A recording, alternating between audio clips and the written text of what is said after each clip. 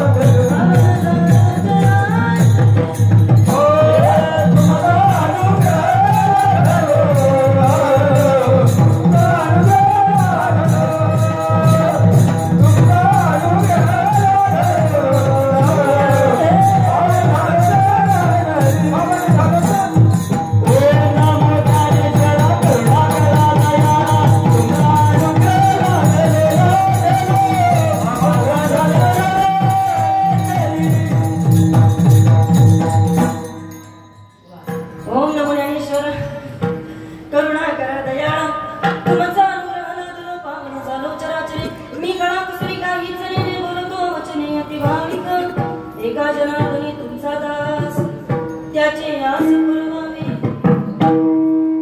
मस्तक हे पायावरी मस्तक हे पायावरी मस्तक हे पायावरी हे पायावरी या वारकरी संतांच्या या वारकरी संतांच्या वारकरी संतांच्या वारकरी संतांच्या वारकरी संतांच्या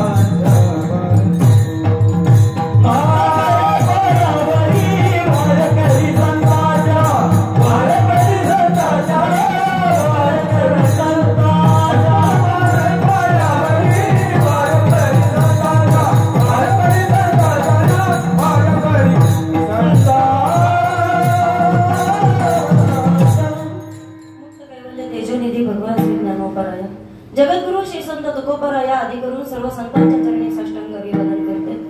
मायबाप श्रोत्यांना वंदन करते आणि या कीर्तन रूपी सेवेला सुरुवात करते. कीर्तन रूपी सेवेकरता गायलेला अभंग देहूचे सुप्रसिद्ध साधू वैराग्याची मूर्तिमंत पुतळे जगद्गुरु जगन्मान्य जगद्व्यापक श्रीमंत श्री जगद्गुरु तुकोबाराय यांचा 4 चरणाचा वारकऱ्यांच्या परिचयाचा पाठ्यातला हा अभंग पाठ नाही. मला वाटतं असा एखादा वारकरी नाही. का बरं? कारण आपण या ठिकाणी वारकऱ्यांच्या या ठिकाणी प्राण म्हणून ओळखला जाणारा जो काकड आरतीचा या ठिकाणी जो ग्रंथ आहे या काकड आरतीमधील अत्यंत गोड अभंग सर्वांच्या सुपरिचित असणारा आजच्या या सेवेकरता निवडलेला आहे. अल्पसा परिहार त्यानं वक्त्याचं कर्तव्य प्रेमानं आनंदानं भक्तिमय वातावरणामध्ये सातत्यानं 43 वर्षाची परंपरा या ठिकाणी जपत असताना आणि 44व्या वर्षामध्ये पदार्पण करत असताना स्वानंद सुखनिवासी तपोनिधी गणेशनाथ महाराज सेवा मंडळ आयोजित भगवान दत्तात्रयाच्या सोहळा आणि या भगवान दत्तात्रयाच्या जयंतीच्या उत्सवाच्या निमित्तानं आपल्या असणाऱ्या घाटकोपर मधील गौरी शंकरवाडी परिसरातील अतिशय या ठिकाणी भाविक वर्ग असेल, त्यानंतर आमचे संयोजक मंडळी असेल, आयोजक मंडळी असतील, नियोजक मंडळी असतील, कार्यकारी मंडळ, पंचक्रोशीतील कीर्तनकार, प्रवचनकार, गुणीजन, गायक, वादक, अन्नदाते, वर्गणीदार, देणगीदार, टाळकरी आणि आमचे साऊंड सिस्टीम वाले. मी तुमचं नाव घेतलंय बरं का, त्याच्यामुळे आता माझ्याकडे लक्ष असू द्या फक्त तुमचं. सर्वांच्या चरणी या ठिकाणी विनम्र भावानं अभिवादन करते. ज्ञानोबाराया तुकोबाराया जशी बुद्धी देतील तसे या अभंगावरती बोलायचा प्रयत्न करते. ज्यांच्या विनंतीला मान देऊन इथे येण्याचा योग प्राप्त झाला, सातत्यानं वारकरी संप्रदायाची नितांत श्रद्धा आणि प्रेम या ठिकाणी जपणारे आणि खऱ्या अर्थानं माझ्यावरती एक आगळा वेगळा ज्यांचा जीव आहे आणि असा या ठिकाणी जिव्हाळा जपत असताना खऱ्या अर्थानं ज्यांचा एक आगळा वेगळा मला आग्रह असतो की ताई बाकीचं सगळं जाऊ द्या पण दत्त जयंतीमध्ये एक तरी सेवा तुम्ही आमच्या मंडळाला दिली पाहिजे. अशा मंडळाचे असणारे अध्यक्ष माननीय आमचे परमार्थ प्रेमी परम आदरणीय परमश्रद्धेय आमचे मधुकर दादा, त्यानंतर वेळोवेळी कार्यक्रम घ्यायच्या अगोदरपासून इथं येईपर्यंत आणि पुन्हा घरी जाईपर्यंत ज्यांचं माझ्यावरती अगदी कटाक्षानं लक्ष असतं असे या ठिकाणी ज्यांना मागच्याच वर्षी महाराष्ट्र शासनाच्या तर्फे गुणवंत कामगार योजनेच्या मार्फत या ठिकाणी गुणवंत कामगार असा पुरस्कार जाहीर करण्यात आलेला आहे. असे आमचे असणारे तुकाराम महाराज निकम तानाजी महाराज निकम की ज्यांच्या विनंतीला मान देऊन खऱ्या अर्थाने इथं येणं होतं. मी फक्त निकम नाव टाकलेले मोबाईल मध्ये, मधलं चुकत असेल पण माझी इच्छा आहे की तुकोबांचं वैराग्य देखील तुमच्यापर्यंत पोहोचावं म्हणून कदाचित तुकाराम गेला असेल माझ्याकडनं. या ठिकाणी आमचे निकम दादा असतील आणि बाकीचे अन्य असणारी संपूर्ण आमची ही टीम या सर्वांच्या चरणी नतमस्तक होते आणि कार्यक्रमाला सुरुवात करते.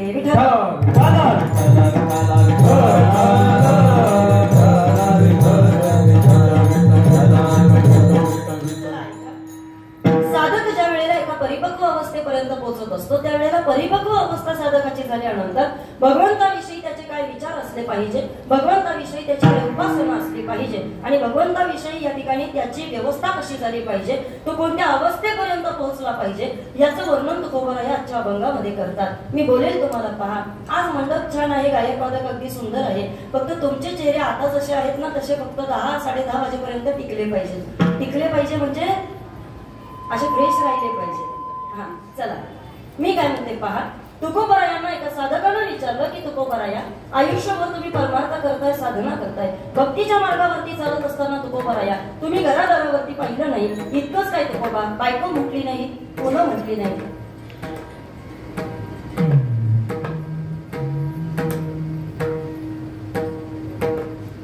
कमी झाला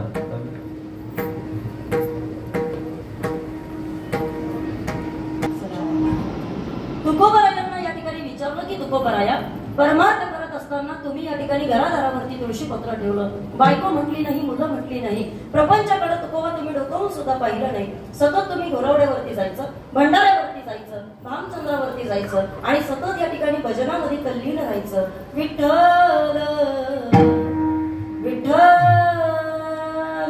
हे सगळं काही करत असताना तुकोबराया, ज्या देवाचं चिंतन तुम्ही करताय त्या भगवंताविषयी तुमचे नेमके विचार काय तेवढं तरी आम्हाला सांगा ना. तुकोबा तुम्ही म्हणता तुम्ही देवाचं चिंतन करताय, देवाची साधना करताय, देवाची उपासना करताय, पण आम्हाला सांगा ना तुकोबा, त्याला पाहिल्यानंतर नेमकी कोणती अनुभूती तुमच्या जीवनामध्ये प्राप्त झाली. महाराजांनी सांगितलं, बाबा रे ऐका, आम्ही भगवंतापाशी गेलो आणि त्याच्या समोर आम्ही उभं राहिलो, पण जसा तो आम्हाला समोर दिसला काय घडलं तुकोबराया सांगतात, तुझ पाहता समोरी काय झालं, तुला समोर पाहिलं आणि दृष्टीनं फिरे माघारी.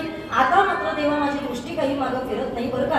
ऐकताय ना तुम्ही वारकरी, देवाला पाहिल्यानंतर तुकोबरायांची ही भूमिका आहे. महाराज या ठिकाणी आपल्याला पुढे सांगतात, का बरं ही अवस्था माझी झाली, तर त्याचं कारण तुकोबरायांनी अभंगाच्या दुसऱ्या चरणामध्ये सांगितलं. काय झालं, माझे चित्त तुझ्या पाया, जसं माझं चित्त देवाच्या पायापाशी ठेवलं अगदी त्याच पद्धतीनं काय झालं, मिठी पडली पंढरी राया. भगवंताच्या पायापाशी या ठिकाणी माझी मिठी पडली, माझं चित्त माझ्या देवाच्या पायापाशी गेलं आणि माझी अवस्था काय झाली, नवे सारिता निराळे लवण मिळविता जळे. मिठानं पाण्यामध्ये जसे सागरेनं पाण्यामध्ये जसे एकरूप व्हावं, काबराची वात जशी जाळल्यानंतर या ठिकाणी अचानक नाही शिवावी, तुकोबा म्हणतात त्या पद्धतीनं माझी अवस्था या ठिकाणी झाली देवा तुला पाहिल्यानंतर. मग तुकोबारायांनी या ठिकाणी सांगितलं, देवा ऐक, आता या ठिकाणी काही जरी झालं तरी तुझ्यात आणि माझ्यात अंतर पडू नये अशी माझी प्रामाणिक इच्छा आहे. काही काही शहाणे कीर्तनकार असतील बाबा, का तुका म्हणे बळी जीव दिला पाया तळी, असं म्हटलं का उगाच पाताळातल्या बळीकडे जातात, पण अवंगाचा भावार्थ त्या दृष्टीनं पाहायचा नाही, कारण त्या बळीचा आणि आत्ताच्या भगवंताच्या स्वरूपाचा कोणताही दूरदूरपर्यंत संबंध नाही. का बरं, तुकोबरायांनी या अभंगामध्ये आपल्या समोर साधा भाव टाकलेला आहे. बळी कोण सांगता, बळी कोणता सांगायचा, तुकोबराया म्हणतात, हे देवा आता बळ जरी तू आम्हाला या ठिकाणी इथून जा म्हटलं तरी आम्ही इथून जाणार नाही. तुका म्हणे बळी जीव दिला पाया तळी, आता तुझ्या पायापाशी आमचा जीव गेला तरी चालेल, पण तुझ्यापासून मात्र आता आम्ही लांब जाणार नाही. हा अभंगाचा भावार्थ कीर्तनाला सुरुवात.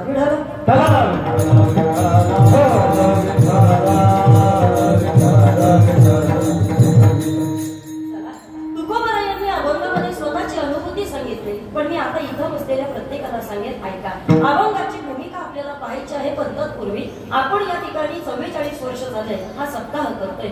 44 वर्ष झालं, त्यापैकी काही जण असे असतील की ज्यांनी डोळ्याने बाबा ही 40 वर्ष पाहिली असतील, काही जण असतील की ज्यांनी 30 वर्ष डोळ्याने पाहिली असतील या सप्ताहाची, काही जण इथं बसलेले असे असतील का जे नाविन्यपूर्वक इथे येऊन बसलेले असतील.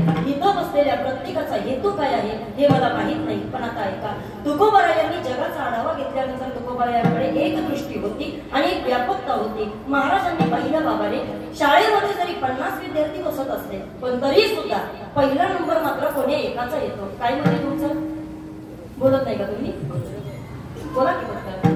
शाळेमध्ये जरी 50 विद्यार्थी बसत असते पण नंबर मात्र कोणी एकाचाच येतो ना. पहिला नंबर हा कोणी एकाचाच येत असतो.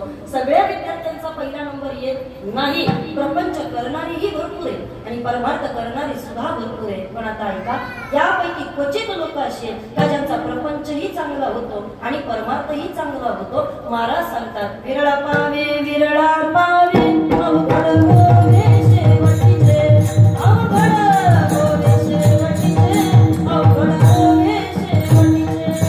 विरळा पावे विरळा पावे अवघड गोवे शेवटीचे, अवघड नोहे शेवटीचे, अवघड नोहे शेवटीचे.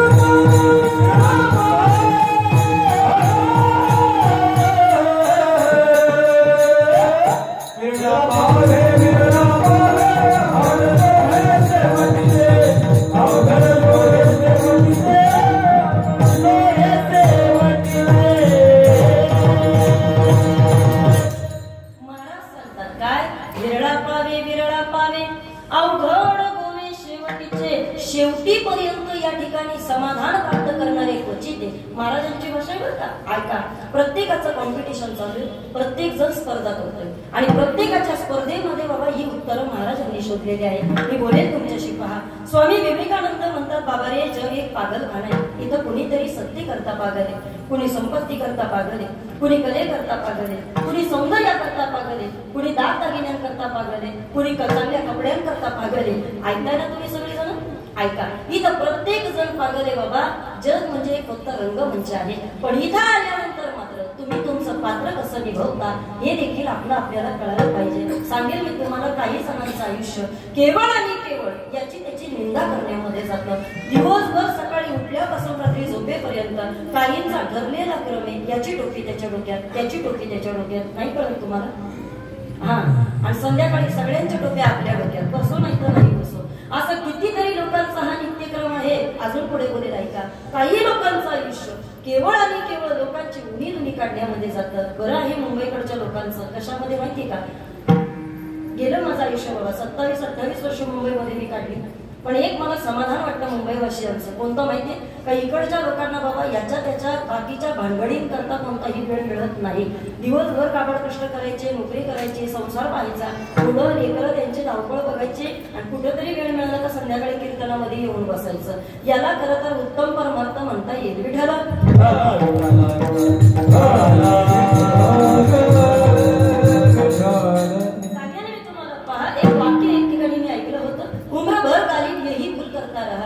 चेहरे पेती और आईना साफ करता रहा.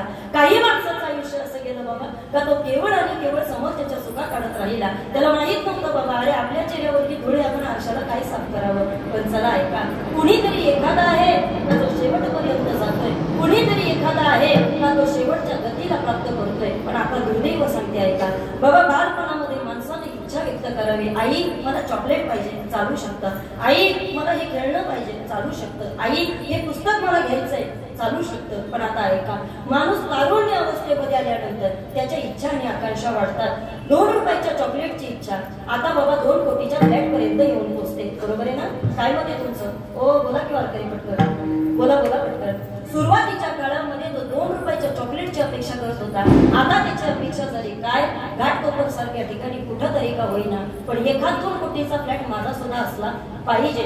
तारुण्य अवस्थेमध्ये बाबा या ठिकाणी इच्छा वाढत जातात. पण माझं मत आहे, ऐका इकडं पहा, एक वेळ बालपणातली इच्छा तारुण्यापर्यंत वाढली हरकत नाही, पण किमान का होईना म्हातारपणापर्यंत येईपर्यंत तरी आपल्या इच्छा आणि आकांक्षा संपल्या पाहिजे. परमार्थ कशा करता करायचा त्याचं उत्तर ऐका. सांगेल मी तुम्हाला सोपं. मला इथं बसलेल्याने सांगा, सकाळ झाल्यानंतर दुपार होते नाही, दुपार नंतर संध्याकाळ होते, संध्याकाळ झाली की रात्र होत असते. एकदा का उन्हाळा गेला का मग पावसाळ्याला सुरुवात होते, पावसाळा गेला हिवाळ्याची सुरुवात होत असते. ऋतू आपलं चक्र कधीच थांबवत नाही, घड्याळाची काठी कधी कुणासाठी थांबत नाही. चला पुढे ऐका, नदी कधी आपला प्रवाह थांबवते का हो दादा? नाही थांबवत ना. तिला जिथून वाट मिळेल ती तिथून वाट काढत असते आणि ती पुढे जात असते. तसं ज्ञानोबरायांनी सांगितलं बाबा रे, आयुष्य सुद्धा आपलं तसंच आहे. कसं काय बरं? एकदा का बालपण गेलं का मग मात्र तरुण पण येणार आहे. एकदा का तरुण पण गेलं का मग मात्र म्हातारपण बोला येणार आहे. आणि एकदा का म्हातारपण गेलं का प्रत्येकाच्या नशिबाला सरपान.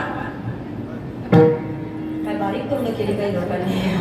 चला तुम्ही विसरलेत का त्या सरपणाला? चला ऐका, मी सांगते तुम्हाला, प्रत्येकाच्या नशिबामध्ये बाबा ही कोटी लिहून ठेवली. माऊलींची भाषा आहे, माझी नाही. माऊली सांगतात बाबा रे, तुम्ही कितीही प्रयत्न करत राहा पण ऐका, उपजे ते नाशे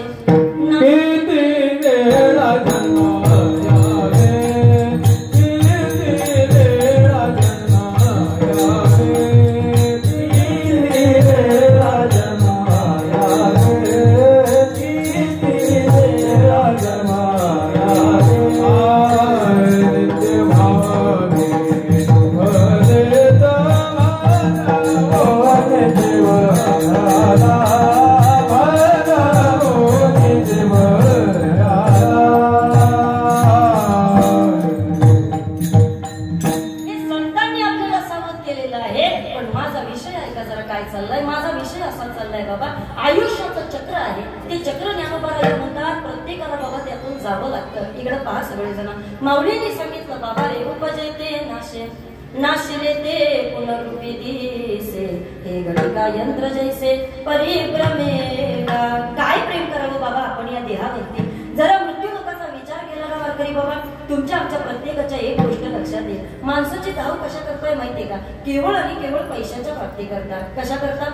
पैशाच्या प्राप्ती करतात. त्याच्यापेक्षा काही एक वर्ग असा पाहायला मिळतो का ज्याची धाव आहे ती फक्त चांगली कला संपादित करण्याकरता. काही माणसं ही पैसा करता पळतात, काही माणसं साधने करता पळतात आणि काही माणसं अशी का जी जीवनामध्ये बाबा केवळ आणि केवळ भगवंताच्या प्राप्ती करता पळतात. आता सोपं सोपं बोलते, इकडं पहा. गेलं बाबा काही लोकांचं आयुष्य पैसा पुढं हा माग, पैसा पुढं हा माग, पैसा पुढं हा माग, असं करता करता करता करता तो ठरवत असतो एक दिवस असा येईल का पुढं चालणाऱ्या पैशाला मी पकडेल. आणि होतं सुद्धा तसं बरं का विश्वनाथ दादा. पैसा पुढं हा माग, पैसा पुढं हा माग करता करता एक दिवस असा येतो का तो पैशाला मागं टाकतो. पण दुर्दैव असतं हा बराच पुढे निघून गेलेला असतो. नाही कळलं ना तुम्हाला?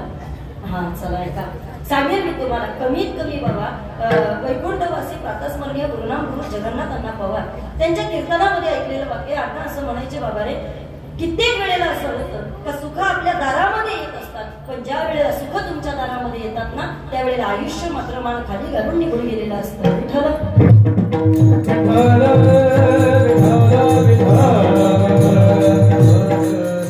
तुम्ही म्हणाल मग महाराज यातून आमच्या करता तोडगा काय आम्हाला सांगा. चला तोडगा सांगते. पहिली गोष्ट म्हणजे काही काही गोष्टी तुमच्या आमच्या जीवनामध्ये आम्हाला या ठिकाणी प्रत्यक्ष अप्रत्यक्षरित्या कळाल्याच पाहिजे. कोणत्या गोष्टी कळाल्या पाहिजे आता थोडक्यामध्ये मला सांगायचंय, जास्त विस्तार मला करायचा नाही. पण आता ऐका, पहिली गोष्ट तुम्हाला आम्हाला एक कळाली पाहिजे का या जीवावरती बाबा उपकार करणारे नेमके ठरले तरी कोण. दुसरी गोष्ट आम्हाला कळाली पाहिजे या देहामध्ये आल्यानंतर बाबा ज्यांना आम्हाला हे चैतन्य दिलं यानं नेमकं हे चैतन्य दिलं कशा करता. आणि तिसरी गोष्ट महत्वाची आपल्याला कळाली पाहिजे का मृत्यूच्या दरवाजापर्यंत पोहोचत असताना आयुष्यामध्ये जर मागं वळून पाहिलं तर नेमकी कोणती यादी आमच्या कमाईच्या लिस्ट मध्ये आम्हाला सापडते. सोपं पहा, इकडे पहा मी सांगते. हिंदीमध्ये एक वाक्य आहे, जीने से पहले इंसान ने सोचना चाहिए कि मुझे क्या करना है और मरने से पहले इंसान ने सोचना चाहिए कि मैंने क्या किया है.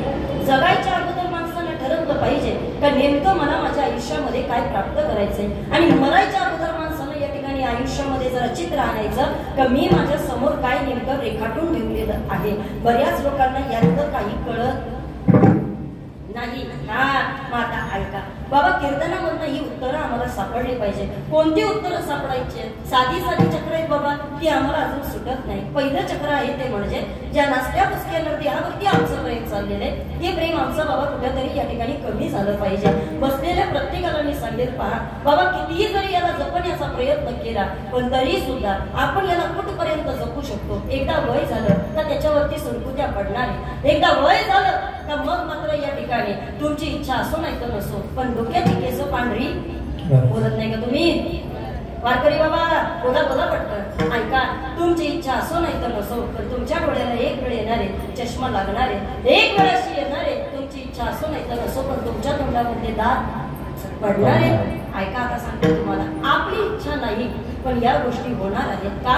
ज्ञानोबांनी सांगितलं, आणि शरीर जात आघवे हे नाशिवंत स्वभावे म्हणून तू अजून जावे पंडू कुमारा. बाबा रे, हे आयुष्याचं चक्र आहे आणि याच्या करता तुम्हाला आम्हाला सावध राहता आलं पाहिजे.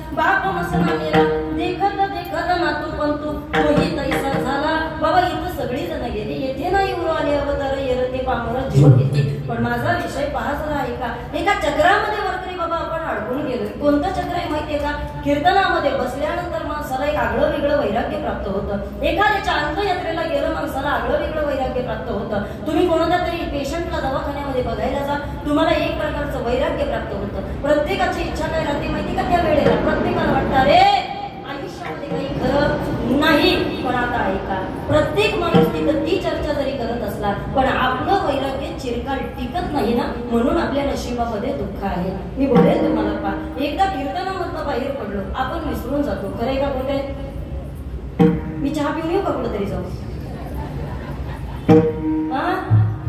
बोला पटकन एकदा कीर्तनामधून बाहेर पडलो तर मग मात्र आपण सगळी जण विसरून जातो कसं काय विसरून जातो सोपं सांगते ऐका सोपं चक्र आपल्याला सुटत नाही मला सांगा फळं खाणं चांगलं का वडापाव खाणं चांगलं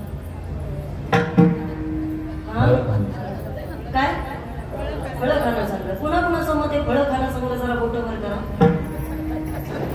फळं खाणं चांगलं बाबा कुणाचं मत आहे फळं खाणं चांगलं हात वर करा एक फळं खाणं चांगलं बरोबर ऐका मी तुम्हाला विचारलं फळं खाणं चांगलं का वडापाव खाणं चांगलं तुम्ही काय म्हटलं ताई आम्हाला कळतंय फळं खाणं चांगलं बरोबर आहे तुमचं बाबा फळं खाणंच चांगलं पण मला प्रामाणिकपणे सांगा माणसं काय खातात कळते तुम्हाला माणसं काय खातात वडापाव खातात ऐका तो वडापाव खाऊन माणसं आजारी पडतात एकदा का माणसं आजारी पडली तर ते दवाखान्यामध्ये भरती होतात मग दवाखान्यामध्ये ते भरती झाले का मग त्यांचे नातेवाईक त्यांना भेटायला येतात एकदा का नातेवाईक त्यांना भेटायला आले का नातेवाईक येताना काय घेऊन येतात असंच ऐकायचं फळं घेऊन येतात बरोबर आहे ऐका आणि ते नातेवाईक पेशंटला फळं देतात आणि परत दवाखान्याच्या खाली येऊन ते काय खातात एवढं जरी समजलं ना माझं निम्म कीर्तन कळालं तुम्हाला अजून वडापाव आणि फळाचं चक्र सुटत नाही आयुष्याचं कधी सुटणार काय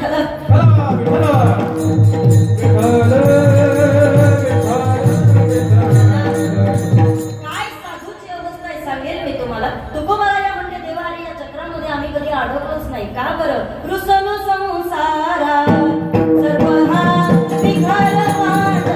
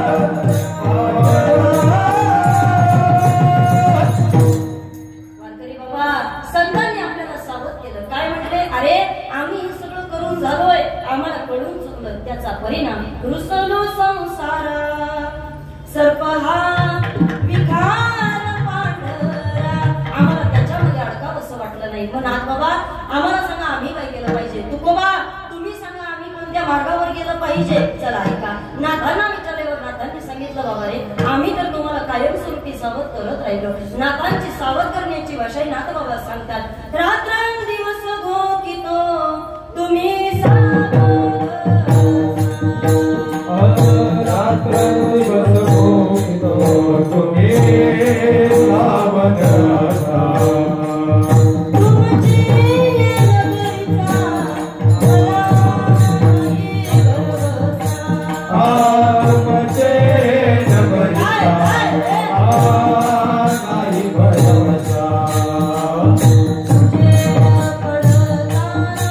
गळा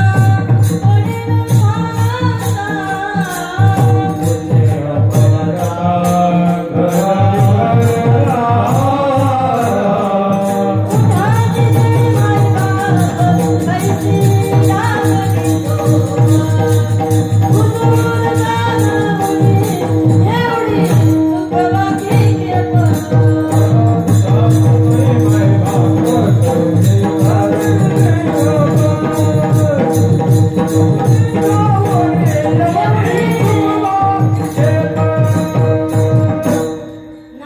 भाषा आहे, नाथ बाबा सांगतात, हो वारकरी, अजून किती दिवस असं तुम्ही झोपेत राहणार आहे? काही लोक म्हणतील, ताई कोणती झोप आम्हाला लागली हो? आम्ही कोणत्या झोपेत आहे आम्हाला सांगा ना, सांगू तुमची झोप कोणती आहे? ऐका वारकरी बाबा, बसलेल्या प्रत्येकाला बाबा केवळ आणि केवळ एकच वाटतं. काय वाटतं माहितीये? माझ्या सकट प्रत्येकाला वाटतं काय, आपण कधी मरणारच नाही. नाही कळत ते कीर्तन तुम्हाला? इकडे बघा जरा माझ्याकडे तुम्ही वारकरी बाबा, ऐका, आपण कधी मरणार नाही असं प्रत्येकाला वाटतं. पण सांगेन मी तुम्हाला, ऐका, प्रत्येकाला जरी हे वाटत असलं तरी सुद्धा सत्य मात्र याच्यापेक्षा काहीतरी वेगळे. तुकोबारायांनी हे सत्य ओळखलं होतं. तुकोबाराया म्हणले, देवा अरे किती जरी काही इथं करत बसतो ना, पण तरी सुद्धा इच्छेच्या विरुद्ध काही गोष्टी घडणार आहे. मी सांगेन तुम्हाला, या जगामध्ये बाबा काही काही गोष्टी तुम्हाला आम्हाला स्वीकाराव्या लागतात. काय असतं माहितीये का, जाणणारे जीवनामध्ये आपल्याला बरेच भेटतात. तुम्हाला किती कीर्तन कळते पहा जरा, ऐका. जाणणारे आपल्याला भरपूर भेटणार आहे आणि पलीकडे सांगतो तुम्हाला, जळणारे पण खूप भेटणार आहे. हा, जाणणाऱ्यांची आणि जळणाऱ्यांची संख्या आयुष्यात कमी आहे असं समजू नका, पण वाचवणारे भेटत नाही हे दुर्दैव आहे. विठ्ठल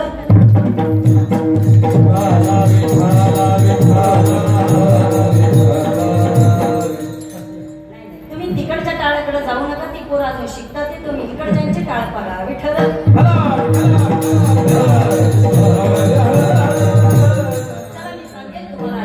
सध्या गर्दी चालली आहे बाबा, कशाची माहितीये का? फक्त आणि फक्त आपल्याला जाणणाऱ्यांची आणि आपल्यावरती जळणाऱ्यांची. ऐका, मी सांगेल तुम्हाला, वाचवणारं भेटलं पाहिजे त्याला परमार्थ असं म्हणतात बाबा. पण आता हे वाचवणारं आहे तरी कोण? मला असं वाटतं पहा, आपल्याला वाचवणारे मृत्यू लोकांमध्ये फक्त तिघच आहेत. एक आपले मायबाप, दोन आपल्याला भेटलेले संत आणि तीन भगवंत. या तिघांशिवाय आपल्याला कोणी वाचवू शकत नाही. कसं काय बरं? मृत्यू लोकांमध्ये आल्यानंतर बाबा आपले मायबाप आहेत का जे आपल्याला कधीही चुकीचा रस्ता दाखवत नाही. हा, माणसाचं दुर्दैव तुम्हाला मी आता सांगून टाकते.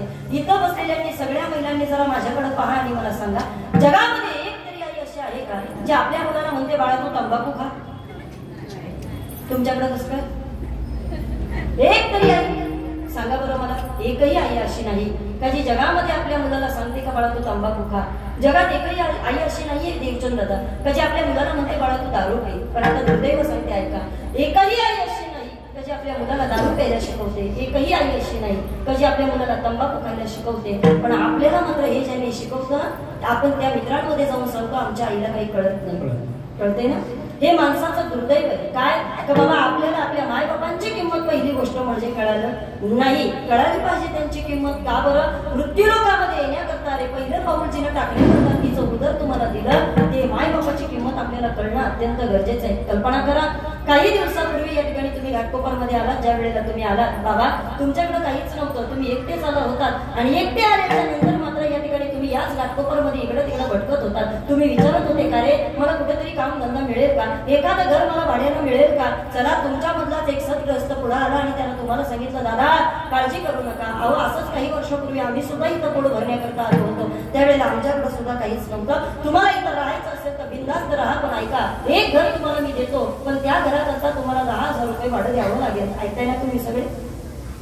तयार झाला बाबा तुमच्यातलं कोणीतरी म्हणलं 10,000 रुपये भाडं हरकत नाही, मी तिथे या ठिकाणी राहायला तयार आहे. 10,000 रुपये भाडं या ठिकाणी तुम्ही त्या व्यक्तीला दिलं.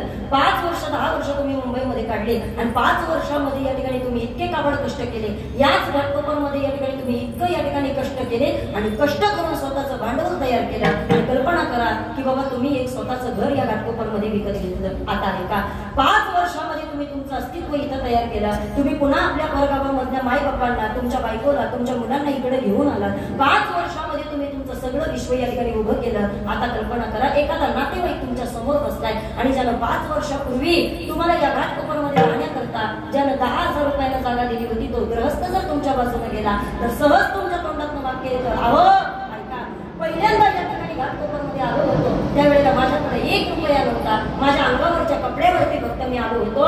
पण चला, हा देव माणूस जो दिसतोय ना, या समोरच्या देव माणसानं मला घाटकोपरमध्ये आल्यानंतर इथं पहिली जागा राहण्याकरता दिली. या देव माणसानं माझ्यावरती विश्वास ठेवला आणि त्यानं मला इथं या ठिकाणी पहिलं घर इथं भाड्यानं का होईना पण मला ते बघून दिलं. वारकरी बाबा, माझं कीर्तन ऐका, ज्यानं 10,000 रुपये भाडं तुमच्याकडनं घेतलं आणि ज्याने या ठिकाणी 10,000 रुपये भाडं घेऊन तुम्हाला फक्त राहण्याकरता जागा दिली, पण तरी सुद्धा त्याला व्यवहारामध्ये तुम्ही काय म्हणता? बोला. देव माणूस म्हणतात. काय म्हणतात? देव माणूस म्हणतात. ज्यानं 10,000 रुपये भाडं घेतलं, फक्त राहण्याकरता जागा दिली, त्याला तुम्ही देव माणूस म्हणता. मग विचार करा, इथं बसलेल्या प्रत्येकानं या मृत्यू लोकामध्ये पहिलं पाऊल टाकण्याकरता जिनं बिना भाड्याची 1ही रुपया भाडं न घेता जिनं स्वतःचं उदर तुमच्याकरता दिलं, आपली आई आपल्याकरता किती मोठा देव असला पाहिजे. कीर्तन असं कळलं पाहिजे. आणि ती किती मोठा आपल्याकरता देव असले पाहिजे. आणि तुमची प्रत्येक इच्छा पूर्ण करत असताना बापानं स्वतःच्या इच्छा जाळल्या, बापानं स्वतःच्या इच्छा बाबा या ठिकाणी मारल्या. मग विचार करा, आपला बाप आपल्याकरता किती मोठा देव असला पाहिजे. सांगेल मी तुम्हाला, देहाचं दान ज्यांच्याकडनं मिळालं त्यांना आपलं मायबाप असं म्हटलं जातं. पण आता ऐका, या देहामध्ये ज्यानं चैतन्य टाकलं ना त्याला या ठिकाणी भगवंत असं म्हटलं जातं. माझी भाषा सोडा, तुकोबा सांगतात, जेने हा जीव दिला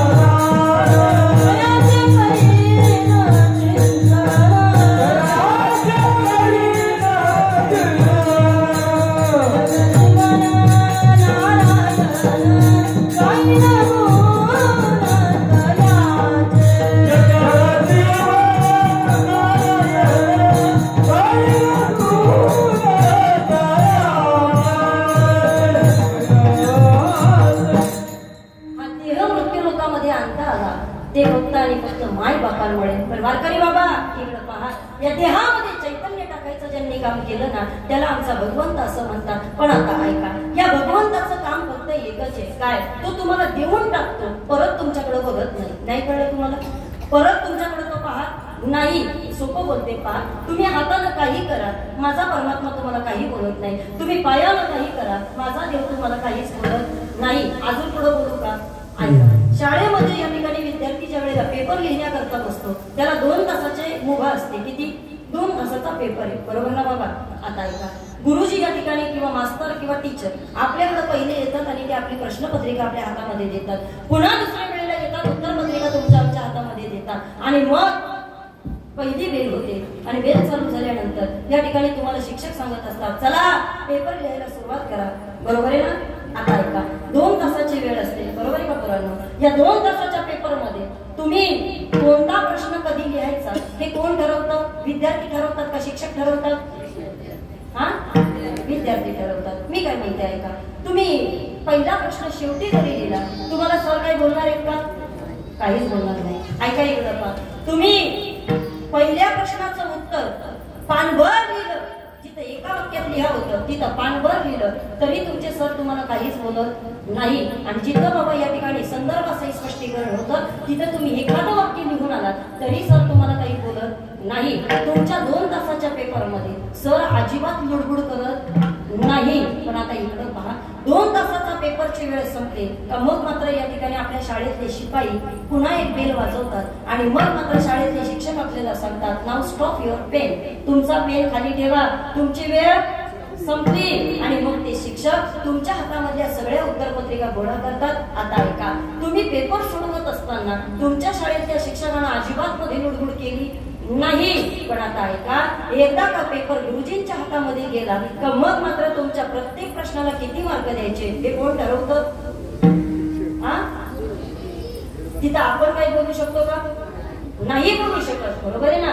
तो मार्क देण्याचा अधिकार कुणाला? केवळ आणि केवळ गुरुजीला आहे. काय वाटतं तुम्हाला, 200 किलोमीटरचा प्रवास करून मी तुम्हाला शाळेतल्या गप्पा सांगायला आले असेल का? इकडे पहा सगळेजण वारकरी बाबा, या भगवान परमात्म्यानं प्रत्येकाच्या हातामध्ये ही उत्तरपत्रिका सोपवलेली आहे. आयुष्य नावाची प्रश्नपत्रिका प्रत्येकाच्या हातामध्ये दिलेली आहे. कर्म नावाची लेखणी तुमच्या आमच्या हातामध्ये घेऊन ही उत्तरपत्रिका आपल्याला पूर्ण करायची आहे. आणि ही उत्तरपत्रिका पूर्ण करत असताना एक प्रत्येकाची कालमर्यादा देवाने ठरवून ठेवलेली आहे. तुम्ही कोणताही प्रश्न कसाही लिहा, माझा परमात्मा तुम्हाला काही सुद्धा बोलत नाही. तुम्ही कोणताही उत्तर कसंही लिहा, तुम्हाला माझा देव काही बोलत नाही. तुम्ही तुमच्या डोळ्यानं काही पहा, माझा देव तुम्हाला बोलणार नाही. तुम्ही तुमच्या हातानं काही करा, माझा देव तुम्हाला बोलणार नाही. पण आता इकडं पहा, ही उत्तर पत्रिका त्याच्या हातामध्ये गेली, पण मग मात्र तुम्हाला किती मार्क द्यायचे हे कोण ठरवतं? मग आमचे गुरुजी ठरवत असतात. मग आता ऐका, त्याचं काम काय आहे माहितीये का? फक्त देऊन टाकणं, बाकी इंटरफिअर तो काही करत नाही.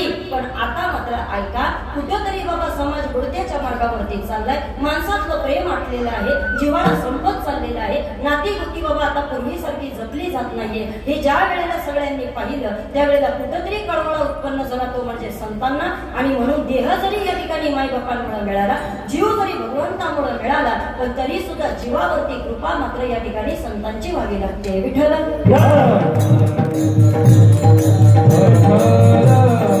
चला ऐका, अजून पुढे बोलेल मी तुम्हाला. पहा, तुकोबारायांची अवस्था आज आपल्याला पाहायची आहे. तुकोबारा या सुरुवातीच्या काळामध्ये या समाजामध्ये राहिले. महाराजांनी पाहिलं बाबा रे, काय ही माणसं आहेत, अरे पैसा आहे तोपर्यंत प्रेम करतात, पैसा संपल्यानंतर ही लोक आपला आपला तिरस्कार करतात. काय ही माणसं आहेत पहा ना. का एक वेळेचा प्रसंग असा आहे का सावकार किंवा तुकोबारायांची त्यावेळेला लोकांनीच त्यांना बाबा सावकार म्हणावं. आणि मग मात्र तुकोबारायांवरती वेळ यावी, काय खावे आता कोणीकडे जावे, गावात राहावे कोण यापुढे. आता मात्र या ठिकाणी भीक मागायची.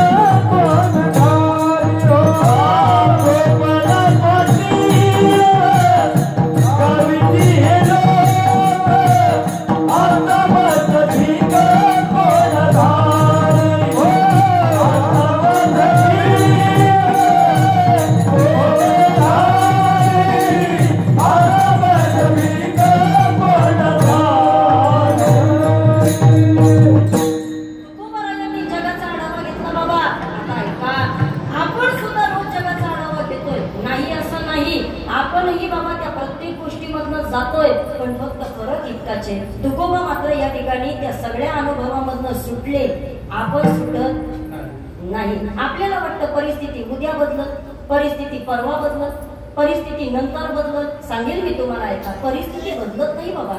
रोज जसं चाललेलं ते अजून तसंच आहे. आणि अजून पुढे सांगू का, रोज दिवसेंदिवस या ठिकाणी अधिकाधिक बदल आपल्याला पाहायला मिळतात. महागाई वाढत चालली, बरोबर आहे का चुकी? बोला पटकन. तुम्हाला लाडक्या बहिणीचे पैसे आलेत का? सांगेल मी, पहा इकडे पहा. महागाई वाढत चाललेली आहे, आम्हाला कळायला पाहिजे. नोकऱ्या राहिल्या नाही आहे, त्या नोकऱ्यांमध्ये बाबा पाहिजे तितका पगार मिळत नाही. कुटुंबाची व्याप्ती वाढत चाललेली आहे. आणि या सगळ्या परिस्थितीमध्ये आपल्याला सुद्धा एक प्रकारचा दुष्काळच भोगावा लागतोय ना. अजून दुष्काळ नाही तर काय, महाराजांच्या जीवनामध्ये होतं ते आपल्या सुद्धा जीवनात आहे. पण महाराज मात्र यातनं सुटण्याची भाषा करतात ते, आणि तुम्ही आम्ही मात्र फक्त परिस्थितीवरती डिपेंड राहण्याची भाषा करतोय. जाऊ दे, बाकीच्यांचं चाललंय, आपलं सुद्धा चाललंय. आज ना उद्या परिस्थिती बदलेल. परिस्थिती बदलत नसते बाबा, त्याच्यावरती मात करून पुढे जायचं असतं. मग संतांनी मात केली कशी काय बरं? तुकोबाराया म्हणले, देवा आता बस झालं. किती यांच्यामध्ये करत राहिलो, किती जरी राहत राहिलो, पण तरी सुद्धा अन्न वस्त्र निवारा याच्यापेक्षा चौथा बदल मृत्यू लोकांमध्ये करता येत नाही. काय बदललं बाबा माणसानं खाणं पिणं बदललं. बोला पटकन, काय बदललं? खाणं पिणं बदललं. माणसानं कपडे बदलले आणि घरं बदलली. बाकी जीवनामध्ये आपल्या बदल कोणता केला आपण सांगा बरं? चौथा बदल मृत्यू लोकांमध्ये करता येण्यासारखा नाही. हे संतांना कळून चुकलं होतं. म्हणून तुकोबाराया म्हटले, देवा आता मात्र आम्हाला प्रवृत्तीच्या पंथावरती अडकायचं नाही, आता निवृत्तीच्या पंथावरती यायचंय. आले तुकोबाराया निवृत्तीच्या पंथावरती. तुका म्हणे आम्हा एकांताचा वास. त्या अवस्थेमध्ये तुकोबाराया गेले, एकांतामध्ये जाऊन भजन करू लागले. आणि मग मात्र या ठिकाणी पंढरीच्या पांडुरंगाचं वेळ तुकोबारायांना लागलं. पंढरीच्या पांडुरंगाची आस तुकोबारायांना लागली. भक्ती करताना बाबा जीवनामध्ये तुम्हाला आम्हाला सुद्धा ती आस लागली पाहिजे. सांगू मी तुम्हाला, आपलं भजन देवाला ऐकायला जावं याच्याकरता तुम्ही आम्ही मंदिरामध्ये येऊन भजन करतो. बरोबर आहे का चुकी? बोला पटकन. आपण मंदिरामध्ये येऊन भजन करतो कशा करता? आपलं भजन देवानं ऐकलं पाहिजे त्याच्याकरता. मान्य आहे तुम्हाला? ऐकायला इकडं पहा, देवानं आपलं भजन ऐकावं याच्याकरता आपल्याला मंदिरामध्ये जावं लागतं. पण संतांचं भजन ऐकण्याकरता देव मंदिर सोडून बाबा त्यांच्या घरी जात होते. हा त्यांचा परमार्थ आहे. विठ्ठल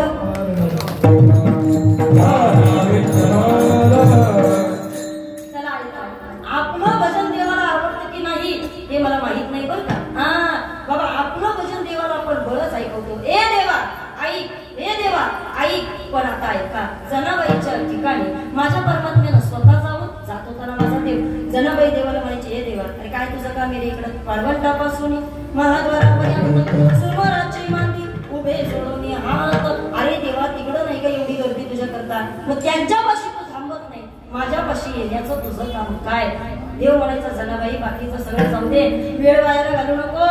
ऐक जनाबाई, तू भजन कर, तुझं दळण मी करतो. जनाबाई तू भजन कर, तुझा कचरा मी भरतो. जनाबाई तू काहीतरी गा, या ठिकाणी मी तुझ्या गौऱ्या थांबतो. आता ऐका, त्यांचं भजन ऐकण्याकरता देव काम करायला सुद्धा तयार आहे. दुर्दैव आहे बाबा की आपलं भजन ऐकवण्याकरता आपल्याला कामातनं वेळ काढून यावं लागतंय. सांगेन मी पहा, मग ताई अशी एखादी वेळ आमची येऊ शकत नाही का ज्या दिवशी देवाला सुद्धा आमचं भजन आवडेल ना बाबा. मग कसं काय करून ते भजन आवडेल सांगेल मी तुम्हाला.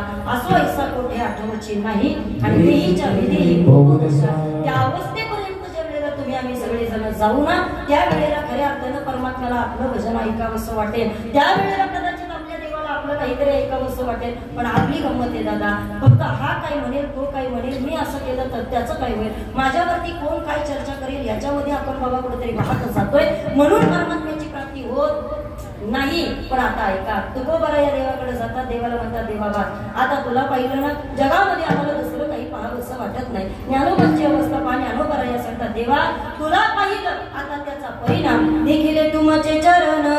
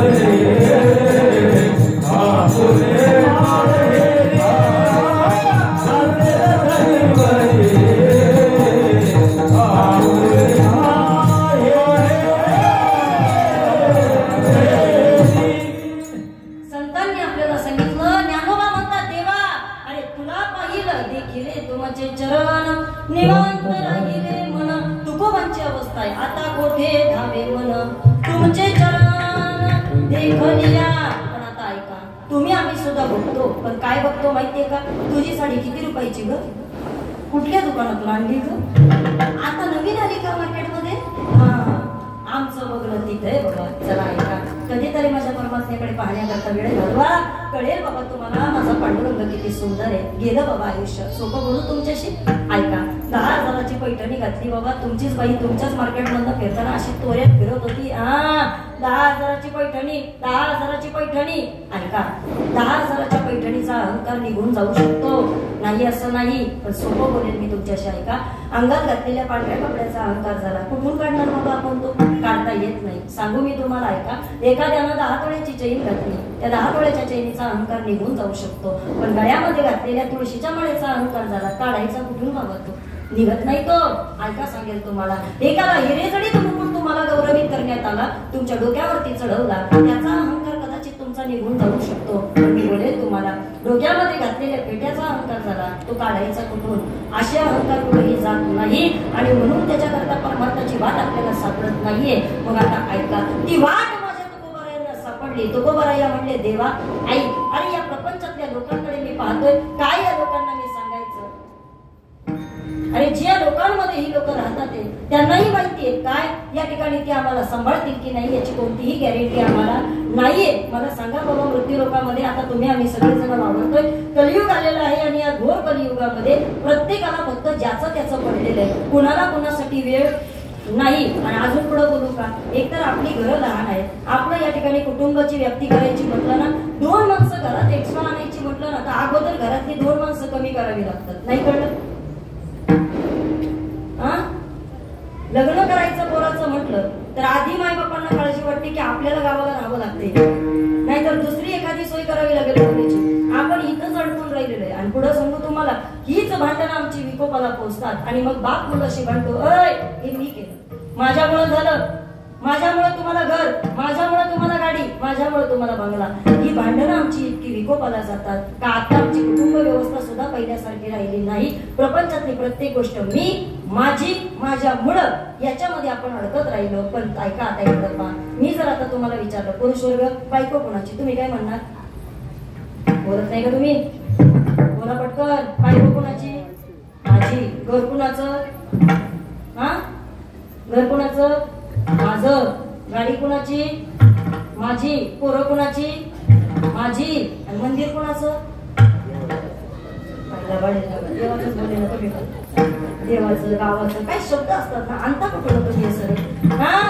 ऐका, प्रपंचातल्या प्रत्येक गोष्टीला आपण माझं म्हणतो, पण संत म्हणतात देवा प्रपंचातलं माझं काहीच नव्हतं. मग माझं फक्त एकच आहे, काय? देव माझा, मी देवाचा.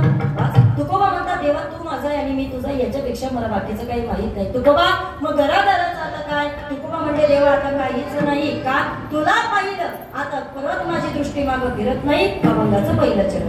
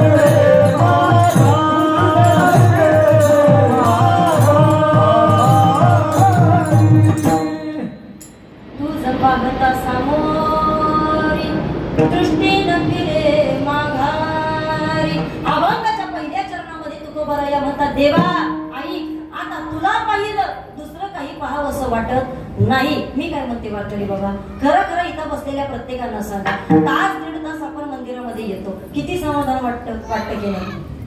बोलत नाही का आजी? बोला बोला.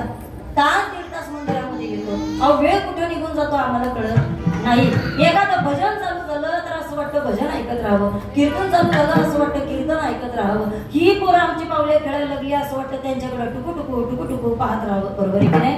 हा, कारण सांगते तुम्हाला, ऐका, परमार्थामध्ये आनंद आहे बाबा, आणि संसारामध्ये मात्र दुःखाशिवाय दुसरं काही नाही. बोलू तुमच्याशी? पहा, प्रयत्न केला बाबा याला चाचपण्याचा, आणि आम्हाला कळून चुकला. अनुभव पाहिला तरी दुःख, पुराण पाहिलं तरी दुःख, आणि प्रमाण पाहिलं तरी दुःख. सोपं सांगते ऐका, पुराणाचा विचार केला, दुःखाशिवाय दुसरं काही सापडलं नाही. कसं काय? कर्मे राम वनवासा गेला, कर्म दशरथ वियोगे मेला.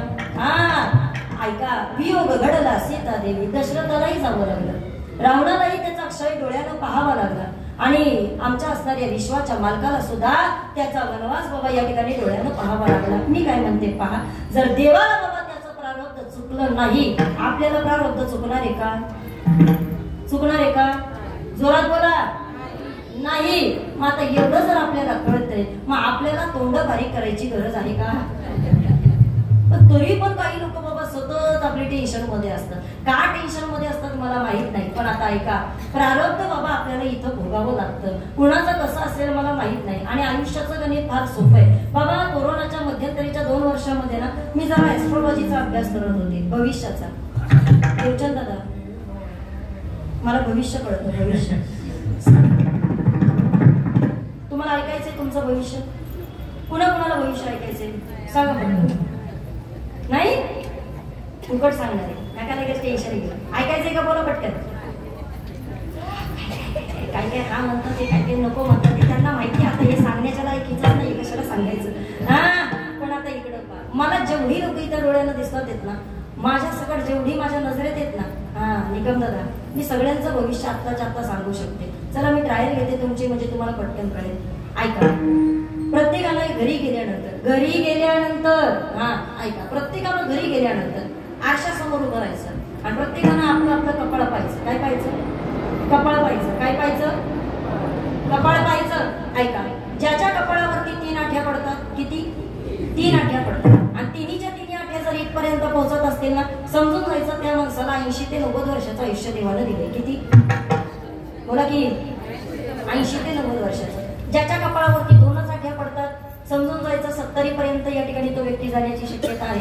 हा, ज्याच्या कपाळावरती 1च आठी आहे, समजायचं 60 पर्यंत आपली मर्यादा देवानं लिहून ठेवलेली आहे. एक जण त्या दिवशी आला म्हणला ताई 8च पडत नाही, म्हटलं मी का सांगू?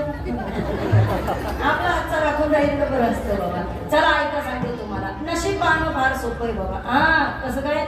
ऐका, महिला वर्ग, तुम्ही तुमचा डावा हात बघायचा. कोणता? डावा हात बघा पटकन. आणि पुरुष वर्ग, तुम्ही तुमचा उजवा हात पाहायचा. बघा बघा बघा पटकन. बघितला का?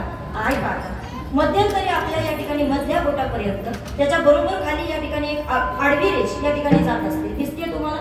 विश्वनाथ दादा बघा की जरा, बघा ना, बघा असेल. वाजून गेली काय? चला ऐका, ती कशी आडवी रेष बाबा इकडनं आपल्याला जाताना दिसते. कुणाच्या हातावरती आहे मला माहित नाही, पण दिसती का ही रेष? चौतर का आहे? ऐका, दिसते? ऐका, ज्याची रेष देवचंद दादा, हा अशी मधल्या बोटाच्या शेवटपर्यंत पोहोचते ना, पोहोचली? ज्याची रेष मधल्या बोटाच्या शेवटपर्यंत पोहोचते, समजून जायचं, मरेपर्यंत आपल्याला पैशाची कमी नाही. चौदार काकाची रेस बरोबर आहे बरं का? हा, तुम्ही किडनॅप नका करू म्हणजे झालं बघा. सांगेल मी तुम्हाला. पहा, भविष्य पाहणं सोपं आहे, तुम्ही टेन्शन घेऊ नका. ऐका, इकडं पहा, हाताची मूठ अशी करा. केली तुम्ही सर्वांनी? केली का?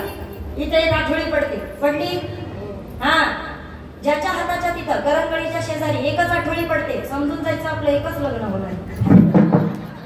काय सिरियसली बघितली होती. चला, गणित सोपं आहे, भाग्य समजणं फार सोपं आहे. आणि महिला वर्ग, तुमच्याकडनं आज लकी ड्रॉ, कारण आता आपला सीझन चाललाय, हळदी कुंकू चालू आहे. माझ्याकडनं जाता जाता तुम्हाला काहीतरी गिफ्ट मिळालं पाहिजे, म्हणून आता देऊन टाकते. इकडं पहा सगळ्यांनी. आज घरी गेल्या आपल्या नवऱ्याच्या उजव्या पायाच्या अंगठ्याच्या बाजूचं बोट सगळ्यांनी जाऊन बघायचं. कुठलं? कुठलं? हा ऐका, आपल्या नवऱ्याच्या उजव्या पायाच्या अंगठ्याच्या बाजूचं बोट चेक करायचं. का चेक करायचं? ऐका, आपला नवरा कसा आहे हे आपल्याला आज कळणार आहे. कसं काय बरं सांगते इकडं पहा.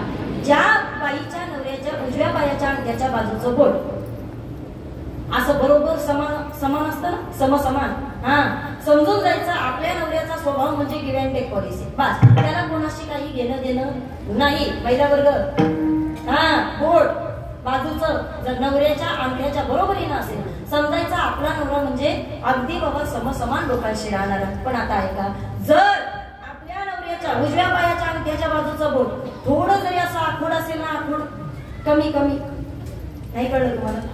हा समजून जायचं आपला नवरा म्हणजे प्युअर असल्या गाठीचा. अजिबात त्याच्यावरती विश्वास ठेवायचा. हा आणि आता ऐका, हळदी कुंकाचं गिफ्ट पाहिजे ना तुम्हाला? ज्या बाईच्या नवऱ्याच्या उजव्या पायाच्या अंगठ्याच्या बाजूचं बोट विश्वनाथ दादा असं थोडं मोठं असतं ना, महिला वर्ग समजून जा. उद्यापासून तुम्ही तुमच्या नवऱ्याला काही सांगा, तुमचा नवरा तुमच्या शब्दाच्या बाहेर जाणार नाही. पण याचा अर्थ असा नाही घरी गेल्यानंतर बोट वळत बसायची. तेवढं मात्र तुम्ही करू नका. चला, भविष्य कळालं ना तुम्हाला. आता संगीताताईचं भविष्य जाऊ द्या, पण तुकोबांच्या प्रमाणाकडे या. तुकोबा म्हणले अशा संगीताताई तुम्हाला किती पण भेटत राहतील आणि असे भविष्य तुम्हाला किती सांगितले जातील. पण आता ऐका, हे जरी तुम्ही ऐकत असले पण तरी सुद्धा भोगणे ते फळ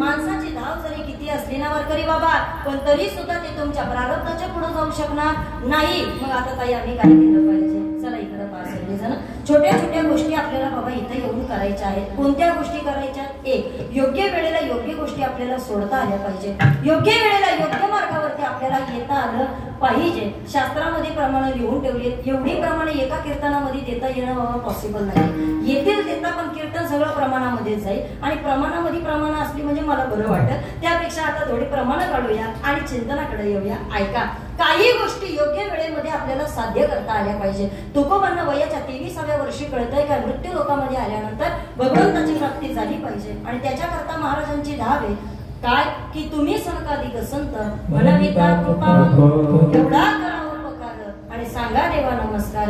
वयाच्या 23व्या वर्षी तुकोबाराया काय म्हणतात? देवा तुझी प्राप्ती झाली पाहिजे, कायमी उद्धार पावेन, काय कृपा करीन ऐसे तुम्ही सांगा संत जन, करा समाधान चित्त माझे.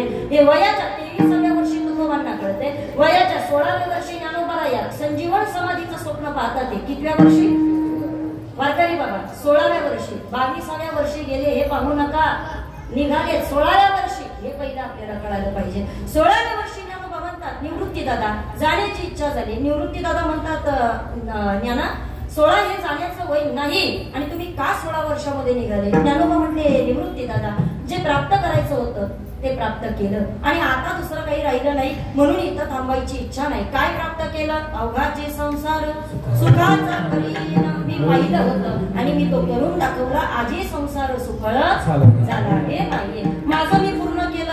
आता मला इथं अडकायची गरज वाटत नाही. चला पुढे आहेत का आता बाबा? उद्याच्या भगवान दत्तात्रयाच्या जन्माचा सोहळा तर महाराष्ट्रभर आपण सगळेजण करणार आहे, बरोबर की नाही? हिंदू जीवनामध्ये काय असलं असला पाहिजे. कधीतरी अनुसयेचं चरित्र पाहिलं तर आपल्या लक्षात येईल. मला माहित नाही दरवर्षी तुम्ही दत्त जयंतीची कथा ऐकताय, कथा काय ऐकली, कशी ऐकली निकम दादा मला माहित नाही. पण मी काय म्हणते, आता मी तुम्हाला थोडी कथा सांगते, तुम्ही तीच ऐकली का मला सांगा, आणि मग माझी कथा काय ती मी तुम्हाला सांगते, आणि मग माझ्या चिंतनाकडे मी परत येते. इकडं पहा, तुम्ही ऐकलेली कथा, तिन्ही देव्यांच्या बायका किंवा तिन्ही देव्या वैकुंठामध्ये एक ठिकाणी बसलेले. तिन्ही देव्या एक ठिकाणी बसलेले असताना नारद देवर्षी तिथं आले. नारद देवर्षींनी तिन्ही देव्यांना अनुसयेच्या मातेच्या बाबतीमध्ये या ठिकाणी कळ लावली. कळ लावल्याच्या नंतर तिन्ही देव्या या ठिकाणी रागाने अगदी लालबुंद झाल्या.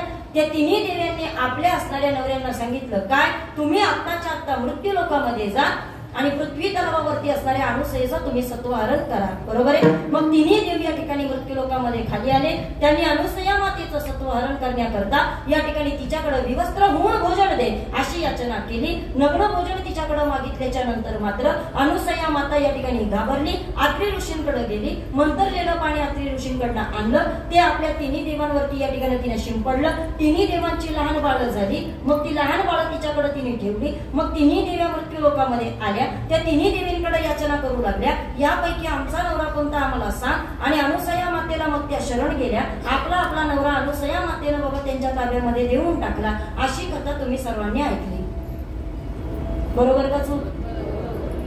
बरोबर का चूक?